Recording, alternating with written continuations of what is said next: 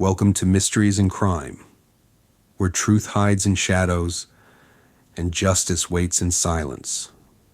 Tonight, we revisit the haunting case of Elizabeth Smart, abducted from her bedroom in the dead of night, but lived to tell the tale. Clue of the night. What critical decision changed everything in this case? On the night of June 5th, 2002, in Salt Lake City, Utah, 14-year-old Elizabeth Smart vanished from her home. She was missing for over 9 months, before being discovered alive in March 2003. Her abduction shocked the nation, but the events that followed were even more unsettling. It was just past 2 a.m. The quiet suburban neighborhood was still, the scent of mountain air drifting through open windows. Inside the Smart family home, silence broke with a whisper. "Elizabeth, wake up." A man with a knife, face obscured by a dark veil, allegedly ordered the girl to come with him, or her family would die. She was led out through the front door, past her sleeping sister Mary Catherine, through the yard, and into the woods behind the house. The family awoke to horror. A frantic call to 911 launched a full-scale search. Helicopters, bloodhounds, volunteers scouring the Wasatch Mountains. Initial suspicion fell on Richard Ricci, a former handyman with a criminal record.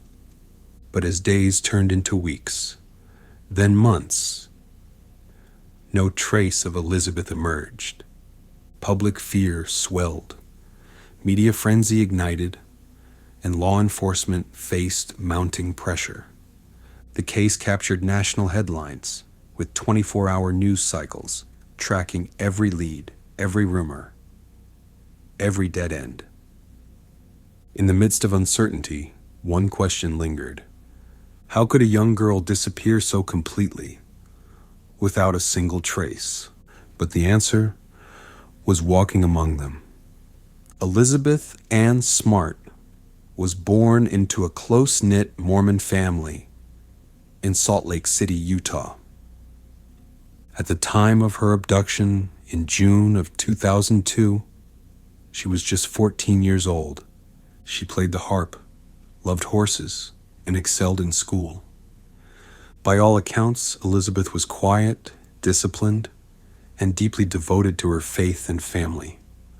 Her home life was stable and filled with structure. Her father, Ed Smart, was a successful real estate broker. Her mother, Lois, was deeply involved in the community. Elizabeth was the second of 6 children and shared a bedroom with her younger sister, Mary Catherine. It was Mary Catherine, only 9 years old at the time, who would later recall hearing muffled voices, a rustle of fabric, and the faint clink of metal. She saw the silhouette of a man taking Elizabeth and then disappearing into the night. Though traumatized, Mary Catherine's memory would later become a crucial element in identifying the suspect. The disappearance shattered the family, but they refused to let grief paralyze them. They spoke publicly, organized search efforts, and turned their private anguish into relentless advocacy. Despite being held captive for over 9 months, Elizabeth would later recall moments of fear, manipulation, and silence, but also astonishing courage. Her survival, her memory, and her voice would eventually help put the pieces together. Early in the investigation, law enforcement focused on a man named Richard Ricci, a former handyman who had worked in the Smart family's home. He had a criminal history, mostly burglary and theft, and had recently been released from prison. Ricci denied any involvement, but was arrested on unrelated charges. Then, in August 2002, while in custody, Ricci suffered a brain hemorrhage and died with no confession and no physical evidence tying him to Elizabeth's disappearance, the case seemed stalled.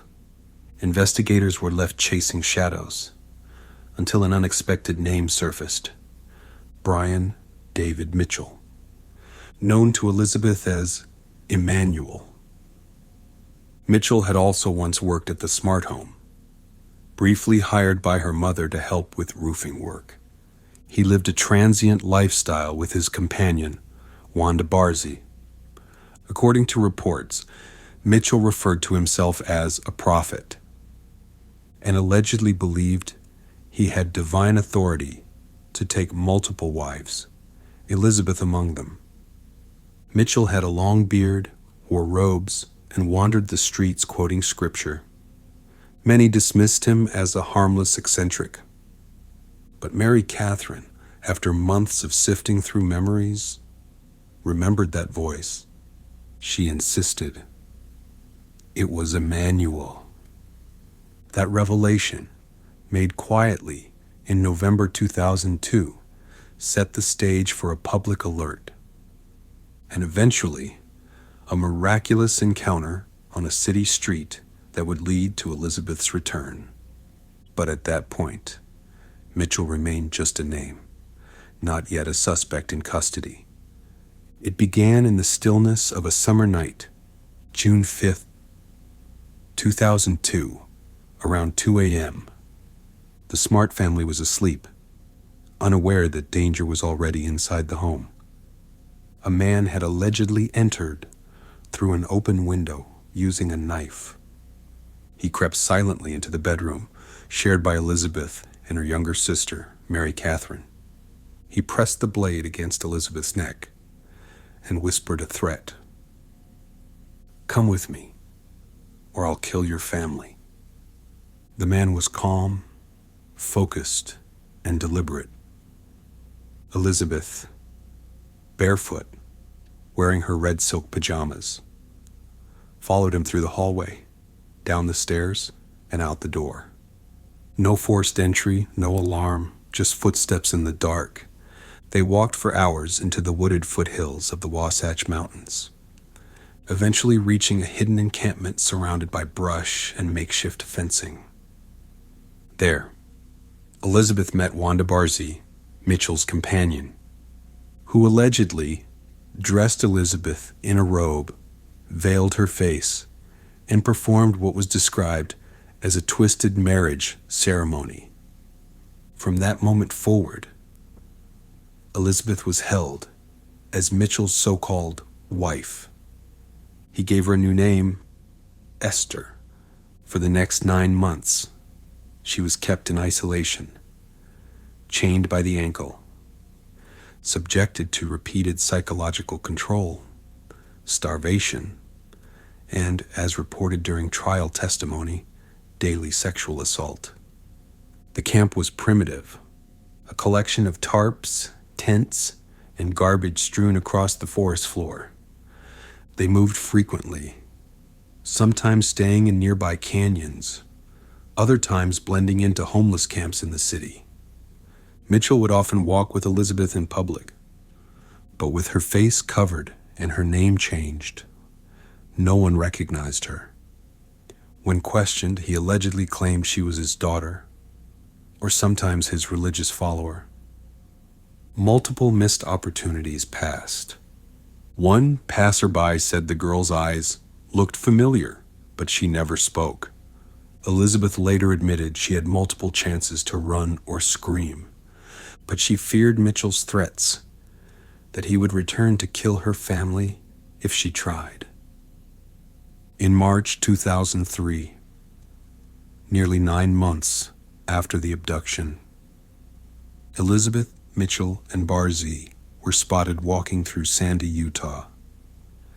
2 witnesses recognized Mitchell from a recently released police sketch. They called 911. Officers arrived quickly and separated the group. When asked for her name, the veiled girl hesitated, then finally said it: Elizabeth Smart. She was 14 years old, thin, dehydrated, and in shock, but alive. Her rescue was met with national disbelief. She had been less than 20 miles from her home the entire time. What followed was not just a recovery, but a reckoning. How could a girl be hidden in plain sight? How many people passed by her without knowing? The story of her captivity, her silence, her survival would redefine how missing children cases were viewed across the nation. And behind her composed exterior were layers of trauma, still untold. From day one, the Salt Lake City Police Department mobilized a wide-scale response. Search teams combed the foothills. Helicopters hovered overhead. Canvassing, neighborhood interviews, and even polygraph tests were deployed. The early arrest of Richard Ricci gave investigators temporary focus, but when he died in custody, the trail went cold. Authorities brought in the FBI, and tips began to flood the hotlines, some helpful, most not. The case became national, with America's Most Wanted broadcasting Elizabeth's story repeatedly. Still, there were few leads. The breakthrough came in November 2002, when Mary Catherine, reviewing her memories, recognized the voice. "Emmanuel," she said, "the man who once worked on their roof." A sketch was released, and days later, multiple witnesses reported seeing a robed man with two veiled women. That tip, paired with persistence, led to Elizabeth's identification on March 12, 2003. After 275 days, she was finally found. Forensic evidence in the Elizabeth Smart case was limited. There were no fingerprints left at the scene, no DNA, no surveillance footage. The abduction itself had been silent, calculated. By the time Mitchell's camp was located, environmental exposure had erased most trace evidence. Inside the tents, investigators recovered makeshift restraints, chains, and a journal. But the real testimony came from Elizabeth herself. Her detailed recall of dates, behaviors, and the layout of the camps became the cornerstone of the prosecution. Later, forensic efforts included re-examinations of digital sketches, fiber testing on recovered garments, and cross-referencing statements from Mitchell's associates. Still, the absence of physical evidence meant that the case would hinge heavily on witness accounts and psychological evaluations. Ultimately, it was Elizabeth's composure, her clarity, and her memory that proved more powerful than any lab result. The community response to Elizabeth's disappearance was immediate and overwhelming. Thousands of volunteers joined search parties. Flyers with her face were posted in shop windows, pinned to telephone poles, mailed across the country. Prayer vigils were held in churches, parks, and school gyms. Neighbors left porch lights on each night, a symbol of hope. But as the weeks dragged on, fear crept in. Rumors circulated about cults, stalkers, hidden tunnels. Parents grew more protective, locking windows, watching strangers. Elizabeth's sudden return sparked a mix of joy and disbelief. How, many asked, could she have been so close, for so long, unseen? From the outset, Elizabeth Smart's case became a media phenomenon. Major networks aired daily updates. CNN, Fox News, and local Utah stations broadcast live from the Smart home. The family, unusually open with the press, held frequent briefings, pleading for tips, sharing photos, keeping Elizabeth's name in the public eye. When she was found, the media swarmed the recovery site. Reporters questioned everything. Why didn't she scream? Was it really her? Speculation blurred facts, yet the attention kept pressure on investigators and may have accelerated her discovery. Elizabeth's story wasn't just reported. It was dissected, debated, and eventually redefined. In the early stages of the investigation, multiple theories competed for attention. Initial suspicions centered on Richard Ricci, a man with a criminal record and ties to the Smart family. His arrest and subsequent death in custody left many convinced he was guilty, until Elizabeth's return proved otherwise. Another theory suggested an organized kidnapping ring, possibly involving religious extremists or cult activity. However, no such group was ever found to be involved. When Emmanuel, Brian David Mitchell, was publicly identified, many questioned why it took so long. He had wandered freely, even attended public events, allegedly right under investigators' noses. Public trust in law enforcement faltered, while Mitchell's psychological evaluations triggered debate. Was he competent to stand trial? Theories ranged from divine delusion to methodical control. But only one narrative would hold in court, and it would come down to Elizabeth's words. Legal proceedings against Brian David Mitchell began slowly, delayed for years due to questions surrounding his mental fitness. Psychologists were divided. Some argued Mitchell was delusional and unfit to stand trial. Others said his behavior was strategic, not psychotic. After multiple evaluations and mounting public pressure, Mitchell was deemed competent. In December of 2010, he stood trial in federal court. Elizabeth testified, composed, direct, and unwavering. She described Mitchell's actions in detail, his control, his violence, his manipulation. The jury deliberated for just 5 hours. Mitchell was found guilty on all counts and sentenced to life in federal prison. Wanda Barzee, his alleged accomplice, pled guilty and served 15 years. She was released in 2018, sparking public outrage. But for Elizabeth, the trial was closure. Not the end of trauma, but the beginning of reclaiming her voice. Even with a guilty verdict, questions remain. Why did no one recognize Elizabeth sooner, despite public alerts and street encounters? Did systemic failures, law enforcement missteps, social biases delay her rescue? And what about Wanda Barzee's release? After serving only 15 years, did justice fully serve its purpose? Elizabeth has since spoken out against her captors and become an advocate for missing children. But some scars remain hidden, and some chapters may never be fully closed. The case reminds us, not all survivors are found by evidence. Sometimes it's memory, willpower, and the quiet courage to speak that brings truth to light. Elizabeth's abduction reshaped public awareness of child safety.